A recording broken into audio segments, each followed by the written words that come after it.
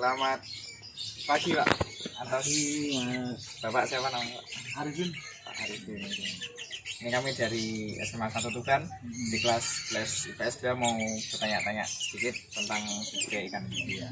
Ya, yang pertama, ketika Bapak memulai usaha budidaya ikan koi ini, ide usahanya dari mana? Dan saat itu bagaimana minat konsumennya? Berawal dari hobi Mas. Ya. Jadi belum ada niat atau rencana untuk menjual atau budidaya, belum ada. Jadi awalnya itu dari hobi. Ya. Jadi berjalan setahun lebih baru mulai jualan. Minat konsumennya juga? Konsumen, nah itulah makanya ketika hobi itu banyak teman-teman yang menanya. Merespon banyaknya pertanyaan, permintaan, akhirnya mulai jualan. Alhamdulillah konsumen di Tuban. Terus yang pertanyaan nomor 2, apakah saat Bapak memulai usaha ini, Bapak memikirkan bagaimana usaha ini untuk kedepannya? Apakah ada gambaran tentang memperbesar usaha atau yang lain? Ya, itu dulu kolam saya itu hanya 2 Mas. Oh, Iya, belum ada kolam semen ini. Baru 2 kolam kecil-kecil pakai terpal gitu. Nah itu terus mulai saya kembangkan. Karena banyaknya permintaan, di Tuban juga belum banyak yang jualan koi. Jadi mulai saya perbanyak kolam. Ya harapannya sih semakin ke depan ya berkembang. Modal yang dikeluarkan pertama kali dari mana dan totalnya berapa ya? Kalau modal awal sih ya kecil karena kan berawal dari hobi ya. Nah ikan-ikan yang awalnya saya pakai hobi mulai saya jual. Nah, kalau jumlah modal nggak banyak, paling sekitar waktu itu 3-5 jutaan. Apa sih berjalannya waktu kan saya kembangkan terus jumlah kolamnya, jumlah ikannya. Ya udah lumayan banyak kalau sampai hari ini. Sekarang modalnya berapa ya? Kalau modal sih sekarang kalau kita putaran ya bukan modal kan sedikit nggak langsung banyak kan. Iya. Ya kalau putaran ya istilahnya cash flow ya rata-rata paling sekitar 10 sampai 15 juta per bulan.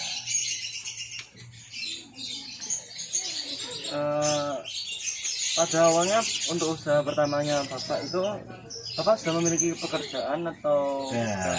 usaha sendiri? Sudah ada pekerjaan yang lain sampai hari ini pun ya masih jalan. Jadi ada pekerjaan yang lain, ada usaha di rumah, tapi udah swasta. Oh, Ya. Sama-sama jalannya ini. Mau nanya tentang gimana jenis ikan apa saja yang Bapak budidayakan gitu. Yang begini yang saya budidayakan ikan koi. Itu ikan hias. Ikan hias. Kalau jenisnya koi ada banyak, ada sekitar 70-an jenis ikan koi. Ya yang saya jual di sini ya separuhnya lah, nggak semuanya.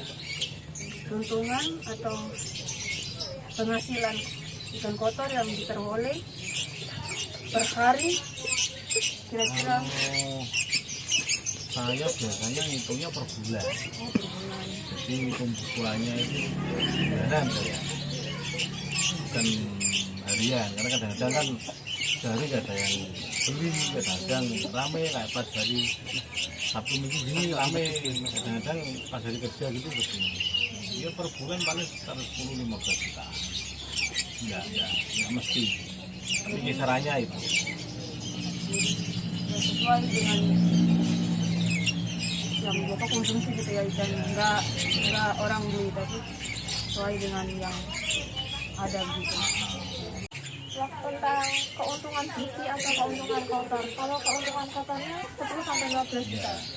Tapi kalau keuntungan bersihnya kira-kira berapa? Ya sekitar separuhnya lah. Antara 5 sampai 10. Kalau waktu pertama usaha itu udah ada tenaga kerja lagi? Ada 1 orang. Kalau sekarang tenaga kerjanya tetap satu orang. tetap satu. Ya. Kan saya sendiri juga ada waktu lah untuk ikut nangani. Jadi nggak terlalu ribet, nggak terlalu berat. Ada istri juga di rumah ikut bantu. Untuk pertanyaannya selanjutnya, kerugian dan kendala dalam budidaya ini apa saja? Kalau kendala pasti ada. Jadi kendala apa, ikan sakit, ikan mati, apa ya, ya itu sih kendala, dan itu menyebabkan kerugian juga. Apakah ada yang Kalau musim hujan gini kan mudah sakit. Kalau musim kemarau stabil. Itu kendalanya itu. Tapi kan harus seiring berjalannya waktu kan semakin pengalaman. Bagaimana menghadapi musim kemarau, bagaimana menghadapi musim hujan. Perlakuannya kan sudah semakin kita harus tahu kan. Ini sudah mulai istilahnya harus bagaimana yang itu sudah mengantisipasi. Jadi meminimalisir kendala. Ya curiganya juga nggak terlalu besar. Kendala pasti ada. Namanya usaha. kira-kira jumlah ikan yang ada saat ini berapa? Jadi gini, untuk di rumah ini untuk jualan saja. Saya jualan pembesaran di rumah paling sekitar ada 600-700 ekor. Kalau pembesarannya ditambah.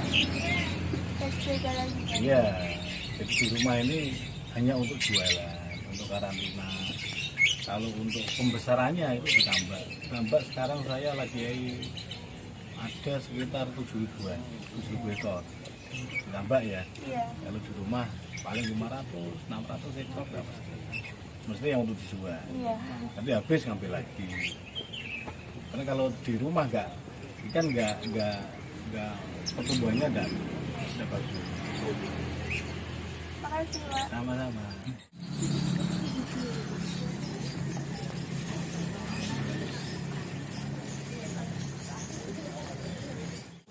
Setiap kolam bentuknya harganya beda-beda. Kan beda ya. Oke lah.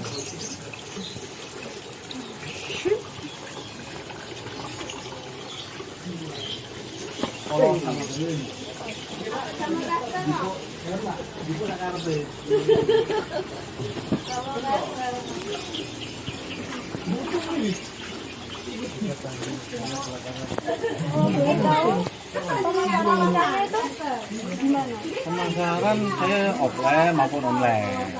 Jadi juga ada kalau online rata-rata ya kirimnya luar kota semua. Kalau di rumah ya kayak gini, pembeli datang ke rumah ini. Kebanyakan sih datang ke sini kebanyakan. Tapi juga ada yang antar gitu aja. Jarang. Karena kalau itu kan ya harus, kalau lebih bagusnya kan lihat sendiri ikannya, dilihat dulu ikannya. Gitu. Iya. Karena kadang-kadang pilihan selera orang kan macam-macam.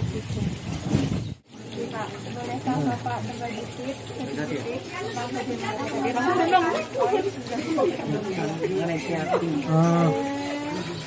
Yang gini, jadi koi itu ya, itu tadi bapaknya ini tadi belikan koi. Saya kasih tips, sebetulnya pemula ini baru pertama kali bikin kolam, baru pertama kali ngisi ikan. Jadi ikan yang baru beli gini masuk kolam itu harus dipuasakan 5 hari. Ini proses adaptasi. Nah, biar nanti ketika masuk itu tidak terganggu oleh amonia yang dihasilkan oleh kotoran dari pakan kan gitu. Bahwa dalam waktu 5 hari setelah karantina di kolam baru boleh kasih makan. Sawah sehat. Jadi itu prinsip dasarnya ya, merawat koi itu harus proses karantinanya bener. Kalau sakit dikasih garam kayak gini, garam berusok. Kalau sakit tuh ya, kalau udah sakit ya tidak perlu garam, cukup puasa saja.